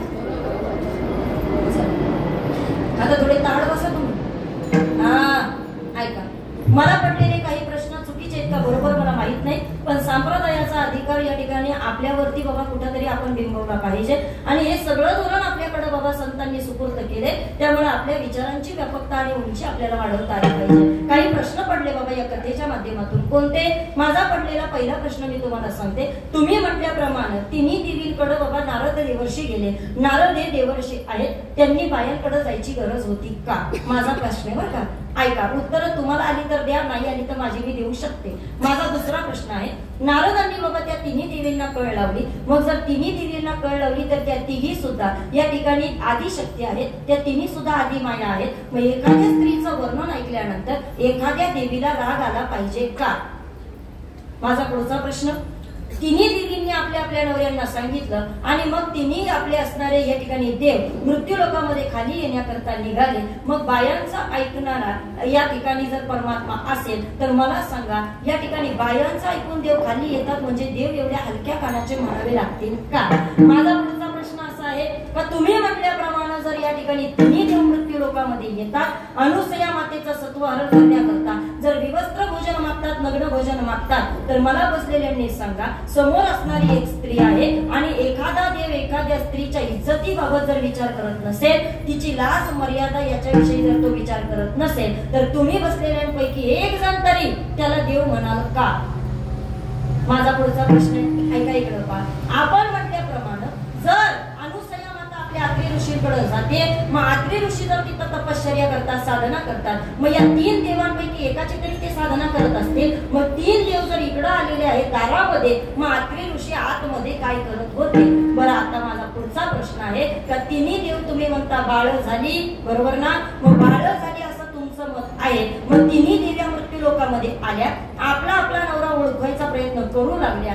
ज्या देवींना स्वतःचा नवरा ओळखता येत नाही, तिला बाबा जगाची ओळख पटेल काय?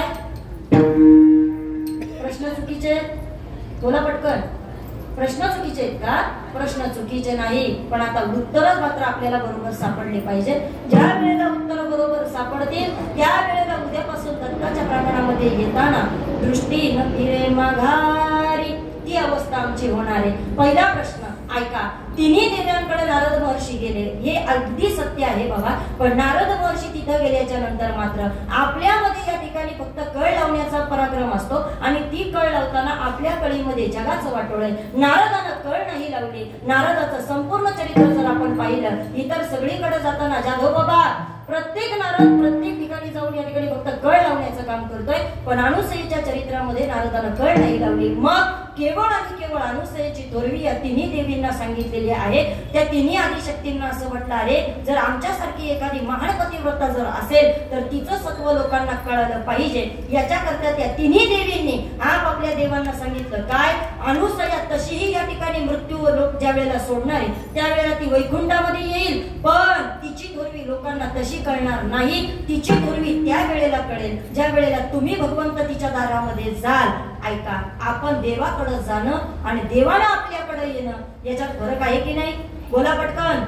हा, आपण देवाकडे जाणं काही न बोले तसंही देवाकडे जाणारच आहे. झोपते का तुम्ही? चला, आपण देवाकडे जाणं याच्यात नवल नाही बाबा. अनुसया तशी गेलीच असती ना मृत्यूलोक सोडून, तसं नवल घडलं नसतं. फक्त वैकुंठात चर्चा राहिली असती, पण त्रिभुवनामध्ये चर्चा व्हावी याच्याकरता बाबा तिन्ही देवींनी आपल्या आपल्या नवऱ्याला सांगितलं, देवा अगोदर तुम्ही त्या मातेचं दर्शन घ्या. म्हणून त्या तिन्ही देवांना खाली पाठवलं. पुन्हा पुढचा प्रश्न आहे कोणता? नग्न भोजन दे असं म्हणण्याचं कारण काय? विवस्त्र भोजन दे असं म्हणण्याचं कारण काय? तर कारण फक्त एकच आहे, भगवंताच्या प्राप्ती करता या ठिकाणी तुम्हाला आम्हाला बाबा अगोदर काही गोष्टींचा त्याग करावा लागतो. ओले मृतिकेचे मंदिर आता 6 जण मंदिर गुंफा करता ती पोखर याचा नका करू अंगीकार गा. काम, क्रोध, दंभ, मत्सर, मोह, अहंकार हे 6 ज्या वेळेला विकार जातात त्यावेळेला भगवंताची प्राप्ती होते. अनुसया दारात उभी आहे, देव समोर आलेत आणि म्हणतात अनुसया आम्ही आलोय. अनुसया म्हणते देवा तुम्हाला प्राप्त करणे इतके अजून परिपक्व मी झाले नाही, अजून माझ्यामध्ये विकार आहेत देवा. मग ते जातील कसे? आत्रे ऋषींकडे जा, अगोदर गुरुचा प्रसाद घे आणि गुरुचा प्रसाद प्राप्त झाल्याच्या नंतर तुझे हे सगळे विकार तुझे निघून जाते. अनुसया आत जाते, आत्रे ऋषींकडे जाते. बाबा साबणाने आंघोळ केली म्हणजे या ठिकाणी मन निर्मळ होत नाही ना? सांगेल मी तुम्हाला, ऐका. नाही निर्मळ मन काय करील? साबण. मग या ठिकाणी पवित्र होण्याकरता काय करावं लागतं? तर या ठिकाणी बोध प्राप्त व्हावा लागतो. तो बोध या ठिकाणी अत्रि ऋषीने अनुसयेला दिला आणि एकदा अनुसयेला बोध प्राप्त झाला, आता अनुसया देवांकडे येते, हात जोडते, नतमस्तक होते आणि सांगते, तुझ पाहता सामोरी दृष्टी न फिरे माघारी. देवा तुम्ही माझ्या दारामध्ये यावं आणि माझी असणारी या ठिकाणी माझी स्वतःची छोटीशी झोपडी, माझा आश्रम या ठिकाणी तुम्ही पवित्र करावा. देवा अगोदर ऐकलं होतं तुम्ही या ठिकाणी शबरीकडे गेला होता, जब मेरे रामजी का आगमन होगा शबरी की कुटिया का पावन होगा. तुम्ही शबरीकडे जाऊन तिची कुटिया पावन केली आणि आज देवा तुम्ही माझ्याकडे आलात. येण्यामागचं कारण काय? कारण देवानं सांगितलं, अगं अनुसया तुका म्हणे पतिव्रता आणि तिची देवावरी सत्ता.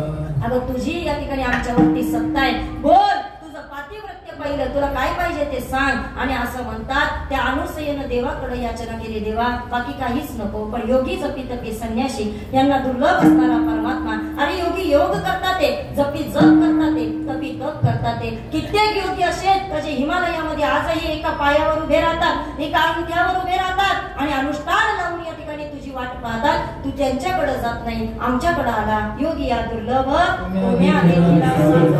पाहता पाहता मना न पुरे धनी. आता देवा दुसरं काही पाहायची इच्छा राहिली नाही. आता एकच इच्छा आहे, काय? जी जनाबाईने इच्छा व्यक्त केली होती, ती तुक्या सहित त्वाबा यावे माझे रंगणी नाचावे. तशी माझी इच्छा आहे देवा, थोडे दिवस माझ्याकडे विसाव्याला थांबता का? पण ऐक देवा, अरे तुझ्या बरोबर खेळता आलं पाहिजे, तुझ्या बरोबर या ठिकाणी राहता आलं पाहिजे. याच्याकरता बाबा या ठिकाणी देवांनी सुद्धा सांगितलं, अनुसया तुझ्याकरता आम्हाला सुद्धा अगं तुझं बालक व्हावं असं वाटेल ग. अगं तुझ्या पोटी आलो तर आमची सुद्धा या ठिकाणी इच्छा पूर्ण होईल. आणि त्याच्याकरता पूर्वया हे तू अनुसयेचा बालक होईल अंद्रियाचा. येई गर्भवास अनुसये पोटी सोबाळा दोरे सो. येई गर्भवास अनुसये पोटी जैसे हवे तैसे पाणी घालते, तुला प्रेमानं राहू घालते. प्रेमाचा तोरे आहे भुकेला सोबाळा दोरे सो. प्रेमाचा तोरे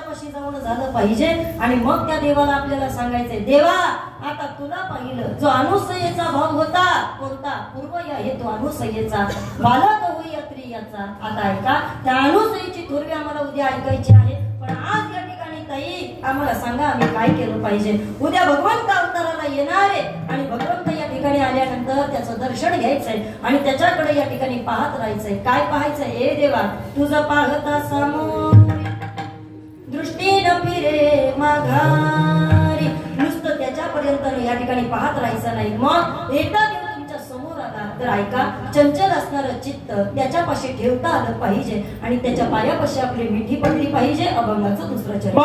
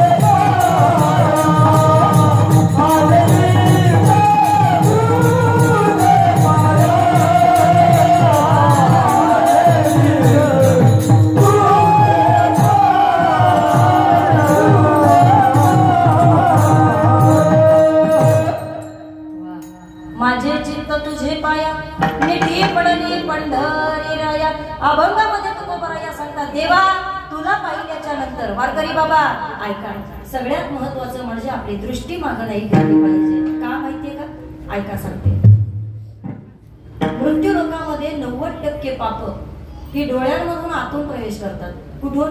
सगळ्यात पहिला प्रवेश हा डोळ्यांमधून नाही बाबा, पापांचा. कशाचा? कशाचा? पापाचा. पहिला प्रवेश हा डोळ्यामधून होत असतो. का बरं? आपले डोळे बाबा आपल्याला एक सांगतात, आपली बुद्धी एक विचार करते आणि त्याचा परिणाम काय होतो ते तर्क वितर्क लावून आपण पापाचे भागीदार होतो. सोपं बोलू तुमच्याशी? ऐका बाबा, गावामधनं या ठिकाणी कल्पना करा, तुम्ही गावाकडे गेला, तुम्हाला माहित नाही काही नाही, चावडीवरती 4-2 माणसं बसलेली आहेत आणि मधुकर बाबा चावडीवरती 4-2 माणसं तिथं बसलेली असताना एक तरुण वर्गामधला एक मुलगा बाईकवरती बाबा आपल्या गावातल्या एका पोरीला घेऊन या ठिकाणी गेला. बरोबर आहे? आता ऐका, चावडी मधल्या वरती बसलेल्या लोकांची चर्चा असते, काय रे कुणाबरोबर गेली ती? नाही बोलतात की नाही, कुणाबरोबर गेली ती? त्यातला एखादा म्हणता, अरे तो तिचा भाऊ होता. भाऊ होता का? जाऊ दे जाऊ दे जाऊ दे.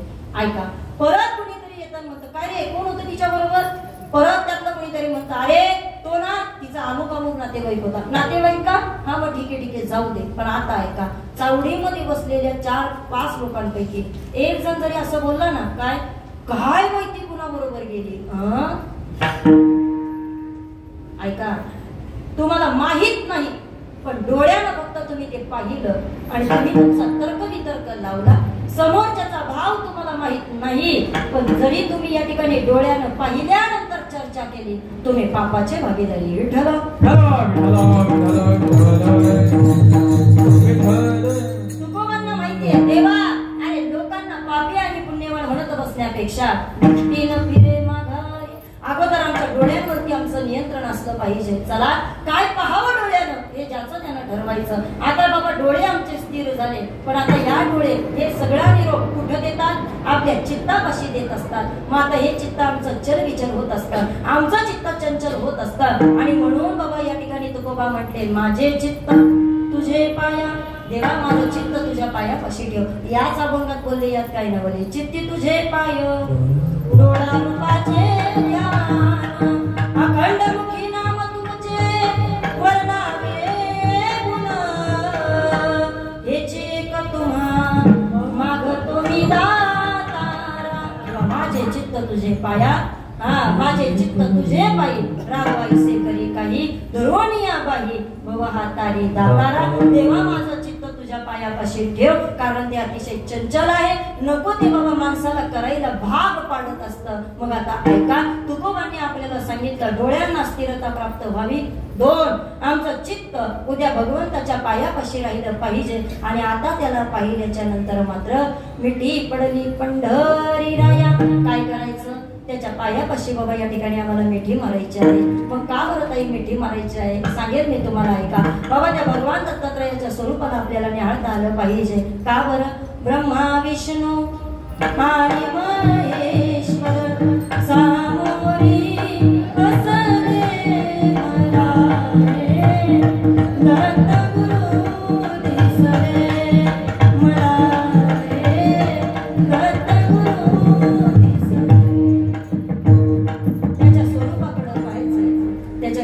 पाहायचं, त्याचे 6 हात पाहायचं, त्याची 3 शिरं पाहायचं, त्याच्या काखेमधली जोडी पहा, त्याच्या हातामध्ये या ठिकाणी पायापाशी असलेलं त्याचा श्वान नावाचं वाहन पहा. या सगळ्यांकडनं काहीतरी शिकता येण्यासारखं आहे. पण आता या ठिकाणी मला असं वाटतं आपल्याला फक्त पहिला अभंगाचा भावार्थ महत्वाचा आहे, तेवढंच फक्त घेऊया. सांगेल मी, पहा बाबा, एक त्याच्या पायापाशी जाऊन आपलं चित्त ठेवायचं. देवा, या चित्तावरती थोडासा आवर घाल. नको याला भटकून देऊ, नको याच्यावरती बाबा याला पसारा करून देऊ. काय कर? मिठी पडली पंढरी राया. त्याच्या पायापाशी जायचं आणि त्याला मिठी मारायची. देवा, आता काही झालं तरी चालेल, देह जाओ अथवा राहो पांडुरंगी दृढ. देह जाओ अथवा राहो पांडुरंगी दृढ.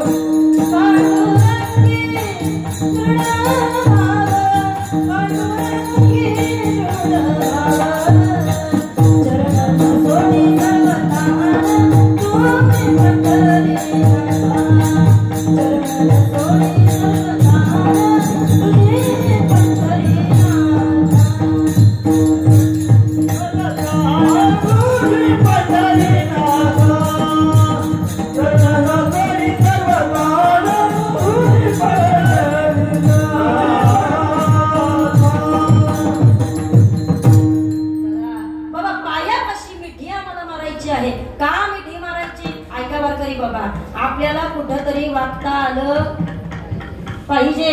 आणि जगाच्या पाठीवर फक्त एकमेव वारकरी संप्रदाय आहे जो समोरच्या माणसाला म्हणतो, अरे तुम्ही इथं वाका. काही संप्रदाय असे पाहिजे नरेश महाराज मी, तर त्या संप्रदायामध्ये लोकांना सांगितलं जातं कुणाच्या पाया पडायचं.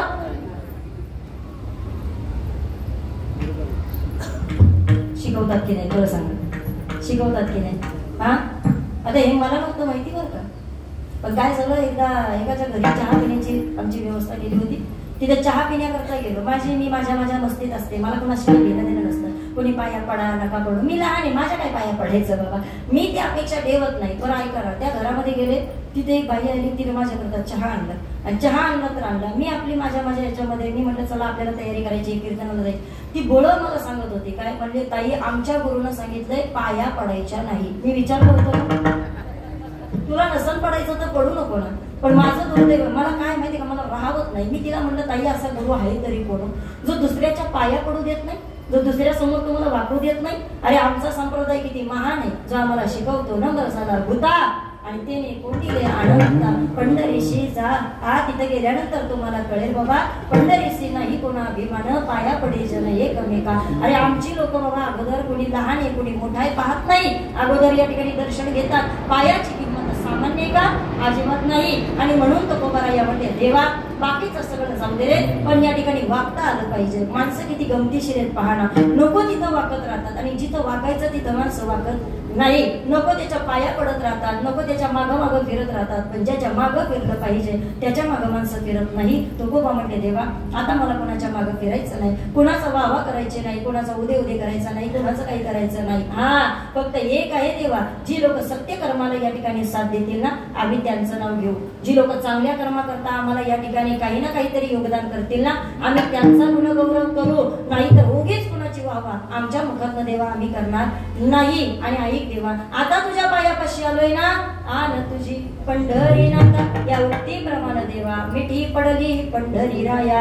आता तुझ्या पायापाशी मिठी पडली, आणि अवस्था सांगितली तुकोबांनी काय झाली, नवे सरिता निराळी लवण मेळविता जळे. ए देवा आई आज आमची अवस्था अशी झाली, एकदा का मीठ पाण्यामध्ये पडलं विरघळून जात नाही, किती प्रयत्न करा परत आम्हाला मीठ मिळत नाही. एकदा साखर विरघळून गेली परत आम्हाला ती मिळते का, मिळत नाही. मग आता ऐका, कापराची वात एकदा पेटून गेली, परत कापूर किती शोधत बसलो ते आम्हाला परत दिसत नाही. तसं तुकोबाराया म्हटले, तुका म्हणे आम्ही झालो अग्निरूप, लागून येते पाप पुण्यांगा, कुणी नेता कुणी वंदा, आता आमचा स्वहिताचा धंदा. आता मात्र या ठिकाणी आम्ही आमच्या मस्तीमध्ये राहणार, आम्हाला वाटेल ते आम्ही करणार, आणि आम्हाला वाटेल तसं बाबा या ठिकाणी भगवंताच्या आनंदाचं काय करणार, आम्ही आस्वाद घेणार. मग ज्या देवाचा आनंद बाबा तुकोबांना घ्यायचा आहे, तुकोबांनी सांगितलं देवा नुसता तुझा आनंद घेणार नाही, नुसतं तुझ्या भक्तीमध्ये रममान होणार नाही, आणि कामापुरतं फक्त तुझ्या दारात येणार नाही. ऐक देवा आता तुझ्या दारामध्ये आलोय ना, तू बळा आम्हाला जरी पाठवलं तरी आम्ही या ठिकाणी तुझ्यापासून लांब जाणार नाही. अभंगाचं शेवटचं चरण.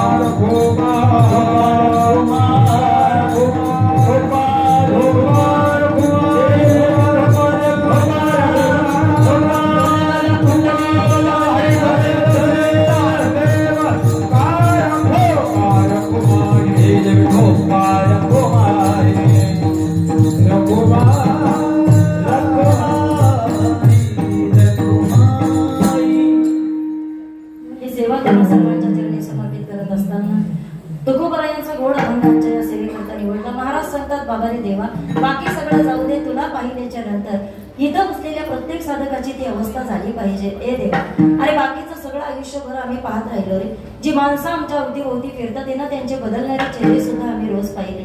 काय असेल परमात्म्याचं बाबा या ठिकाणी कौतुक पाहणार. देव कधीच बदलत नाही. तुम्ही त्याच्याकडे कधीही जा, तुम्हाला तो तसाच दिसतो. तुम्ही त्याच्याकडे कधीही गारानं घेऊन जा, तो बाबा या ठिकाणी आपलं गारानं ऐकतो. मी सांगेन तुम्हाला, जगाची रीत आहे बाबा, लोक रडत रडत ऐकतात आणि हसत हसत जाऊन जगाला सांगत बसतात. हा, पण आता ऐका, एकमेव या ठिकाणी विटेवरचा मालक आहे, एकमेव आमचा परमात्मा असा आहे बाबा, का जो या ठिकाणी तुमच्या आमच्या सर्वांचा ऐकतो, पण ऐकल्यानंतर मात्र त्याच्यावरती योग्य सोल्युशन आपल्याला देत असतो. चला, जगावरती काय विश्वास ठेवायचा, त्यापेक्षा आई या ठिकाणी आपल्या डोळ्याचं काम आहे, त्या डोळ्याला स्थिरता प्राप्त करण्याकरता मंदिरामध्ये जावं आणि देवाकडे या ठिकाणी पाहत राहावं. किती मोठं वारकऱ्याचं दुर्दैव असेल ना बाबा. 18-18 तास, 24-24 तास लोक लाईनीला उभे राहतात. किती तास? 24-24 तास. हा, नेमका माझा विटेवरचा पांडुरंग समोर आला तर लोक असं डोकं खाली ठेवतात आणि डोळे बंद करतात. चला, तिथं गेल्यानंतर त्याला डोळ्यानं उघड्या डोळ्यानं पाहायचंय बाबा. आणि तिथं गेल्याच्या नंतर जर त्याला पाहिलं नाही तर 24 तासाचं आमचं महत्व काही राहत नाही. म्हणून या ठिकाणी तुकोबरा या म्हणतात, देवा तुला पाहिलं, आता आमचे डोळे मागं फिरणार नाही. देवा तू कितीही प्रयत्न कर, सांग आम्हाला संसारामध्ये जा, आम्ही जाणार नाही. का जाणार नाही? कारण आम्ही पाहिलेलं आहे, तिथं गेल्यानंतर आमचं चित्त चंचल होत आहे. तिथं गेल्यानंतर संसारामध्ये अशा अपेक्षा वाढत जातात, म्हणून आम्हाला तिथं जायचं नाही. आता तुझ्या बरोबर एकरूप झालेलो आहे आणि या ठिकाणी देहाचा विसर आता पडलाय. आता मात्र देवा परत आम्हाला प्रवृत्तीवरती यायचं नाही, आमच्या वृत्तीवरती आम्हाला आता परत जायचं नाही. आता जिथं आहोत आम्ही तिथं समाधानी आहोत. आणि म्हणून तुकोबराया सांगतात, तुका म्हणे बळी जीव दिला पाया तळी. देवा आता बळ जरी तू आमचा जीव मागितला ना, हा, तरी सुद्धा आता आम्ही तुझ्यापासून मागं हटणार नाही. चला, पण ज्या साधनेवरती ज्ञानोबाने तुकोबाने आपल्याला आणून ठेवलं, एकदा मला वाटतं ज्ञानोबारायांचं आणि त्या तुकोबांचं आपल्याला प्रेमानं भजन करायचं आहे. पण आता ऐका, आज आपण त्याच्या भक्तीचा आनंद घेतोय, आज त्याच्या स्वरूपाचा आनंद घेतोय. उद्या देव आपल्याकडे येणारे, पण ज्या संतांमुळे आपल्याकडे देव येतोय आणि ज्या संतांमुळे आम्हाला बाबा या देवाचा एवढा उत्सव साजरा करायला भेटतोय, मला वाटतं त्या देवाचा आणि त्या संतांचा आदरातिथ्य करत असताना त्या संतांकरता सर्वांनीच उभं राहायचं आहे. ही सेवा तशी संपलेली आहे, सर्वांनी उभं राहायचं आहे आणि आपल्या त्या संतांच्या गजरामध्ये सर्वांनी त्या भक्तीचा आनंद घ्यायचा आहे आणि भगवान दत्तात्रयाला या ठिकाणी प्राप्त करायचा प्रयत्न करायचा आहे. ज्ञानोबा तुकाराम, माऊली तुकाराम, ज्ञानोबा माऊली तुकाराम, माऊली तुकाराम, ज्ञानोबा माऊली तुकाराम, माऊली तुकाराम,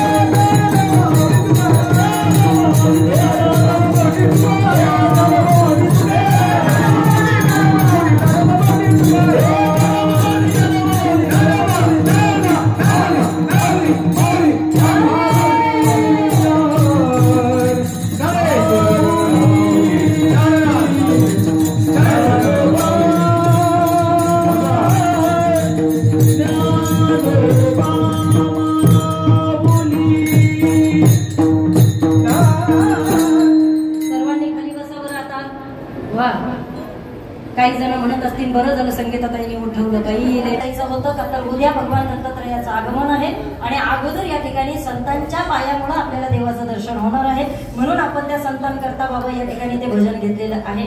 ही सेवा सर्वांच्या चरणी समर्पित करत असताना आपले संपूर्ण असणारे रहिवासी आपल्या संपूर्ण या ठिकाणी परिसरातील आलेले भाविक वृंद सर्वांच्या चरणी या ठिकाणी नतमस्तक होते। माननीय आमच्या असणाऱ्या मंडळाचे अध्यक्ष आदरणीय आमच्यावरती प्रेम करणारे या ठिकाणी परमार्थ प्रेमी आमचे मधुकर दादा आणि खऱ्या अर्थाने या ठिकाणी ज्यांचं वेळोवेळी मला फार मोठं सहकार्य असतं असे आमचे परमार्थ प्रेमी तानाजी महाराज निकम, त्यानंतर या ठिकाणी आमचे नरेश दादा असतील, देवचंद दादा असतील, आमचे रवी दादा असतील, ही सगळी या ठिकाणी अतिशय सुंदर महाराष्ट्रात गाजवणारी मंडळी आहेत बाबा।